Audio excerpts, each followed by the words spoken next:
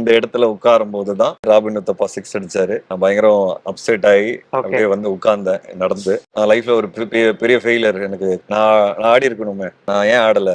Robin Uthappa என்னோட junior. So அது ரொம்ப சோகமான இமோஷன்ல வந்து உட்கார்ந்தேன். கொஞ்ச நேரம் கழிச்சு பின்னாடி திரும்பி பார்த்தேன், ரஜினி சார் சினிமா. அதுவும் ஒரு 5 வருஷம் 6 வருஷம் ட்ரை பண்ணி சினிமாவோட முயற்சியும் விட்டுட்டேன்.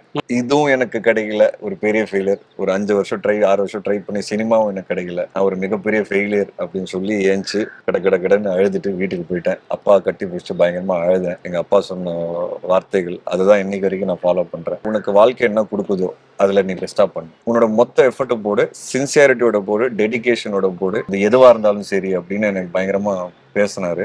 அண்ட் இன்னைக்கு அதே இடத்துல நீங்க என்ன உட்கார வச்சிருக்கீங்க. 15 வருஷம் முடிஞ்சிருக்கு. லால் சலாம் படத்துல, தலைவரோட கிரிக்கெட் படத்துல.